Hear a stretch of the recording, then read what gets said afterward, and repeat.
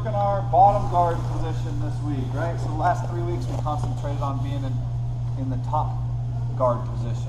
We worked on being the person's closed guard and various different open guards to include butterfly guard and V guard and all those different ones. Went over some strategies for posture, went over some strategies for breaking guard, went over some strategies for passing guard, and even some submissions from the guard, right? This week we're going to go over the opposite of all that. So we're going to start on the other end of it. We're going to be working to start with our closed guard and what we should be looking to do, right? Kick ourselves back to 3 weeks ago when we worked on this portion of it. If he's on top, what's he trying to do? Posture up. He's trying to get posture, his perfect posture here, or if I've broken his posture, he wants his hands and head where? T-shirt. On the t-shirt, right? Wherever I would have a t-shirt on. So, when we break that down and we go, how would we want to be the opposite of that, right? So we're going to go over some strategies from our closed guard to get his hands and head off the t-shirt area and out of his posture.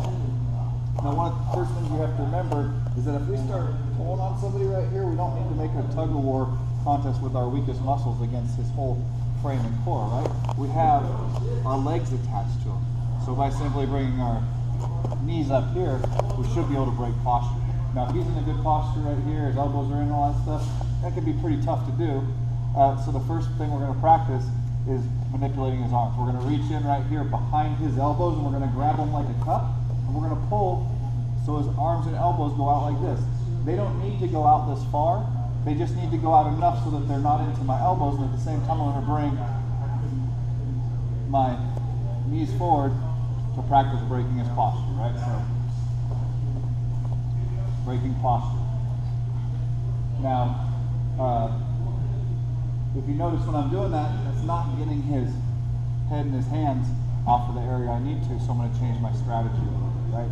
I'm going to go this same motion, I'm going behind one elbow, but on the other side, I'm going to bring my elbow inside, right? So I'm going to go, I'm pulling with my legs, I'm pulling out on one side right here, and I'm bringing my elbow to my belly button so that I can sweep his hand outside.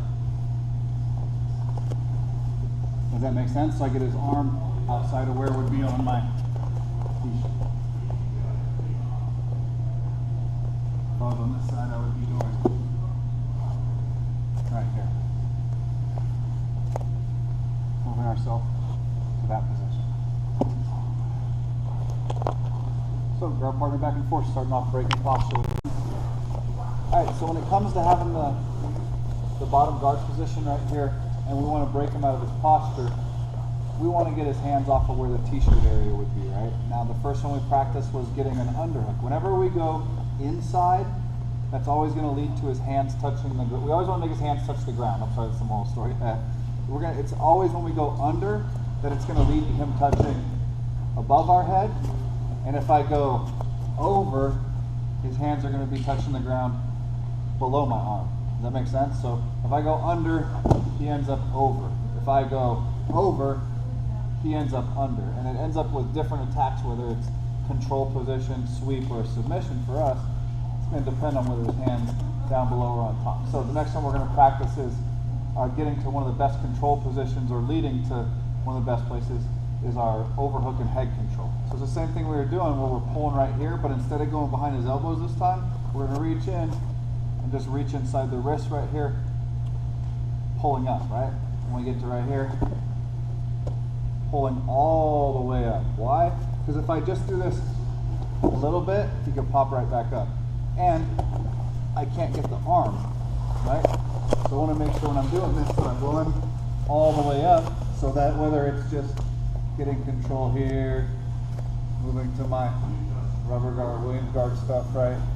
Or what we're going to practice is just getting a good old-fashioned overhook and head control with my closed guard. So now if he's trying to go anywhere or move anything, I'm just staying nice and tight and relaxed. I get to stay here all day, right? I'm not squeezing, I don't have to do anything. I just have to keep my feet crossed, my head up so he can't start putting my head to the ground and getting his head under my chin and everything, just winning that fight and holding on for control right there. So this time reaching inside right here, reaching up, and then ending up with good tight control. I'm not right here. If I do this, he's just going to put his left hand under my chin, pull his hand right out, be back up in posture. Right, I want to make sure I'm here. So if he's trying to get his head up, his hand or head or anything in, there's nowhere it's going to fit, right? And I don't have it. This doesn't take much effort. It just takes thinking about doing it, right? So go partner back and forth, breaking the guard, getting the hands for overhook and head control. Go. Sweep him or choke. Jiu-jitsu, and you need to do it. All right, so now, so we went over when he's up in his tall posture right here, breaking with our elbow, breaking here, and then moving for the wrist to the outside. The last one we're going to practice is what if he's hunkered himself all the way down right here? This makes it tough. I can't move my hip sideways right here. I'm having trouble. He knows, okay, well, you broke my posture, no problem. He's got his hands and his head on my t-shirt, and there's some pretty good grips and spots for him right here that can lead to a breaking our guard, passing our guard, or just wearing us out because he's sitting like this. So we don't want to let him. We're going to defeat this using our technique. So he's down right here, nice and tight. I'm going to take and I'm going to turn my body all the way to the side, making sure I get my elbow as far as I can, passed over on this side right here. It's kind of the same thing we were doing a minute ago, right, where we were passing ourselves over. And I'm just going to bring my elbow down right here and my hand in and under like we were doing with the first one, right? So he's hunkered all the way down right here. I'm bringing myself out, bringing myself under. Reaching across, bringing my hand on down, bringing myself out and under. Bring myself down, out and under. I know it's kind of weird with the gi on there, but just get yourself in that position and you'll start finding as you're turning and turning, the hole will open and it'll go where it's supposed to go. So grab partner back and forth, go.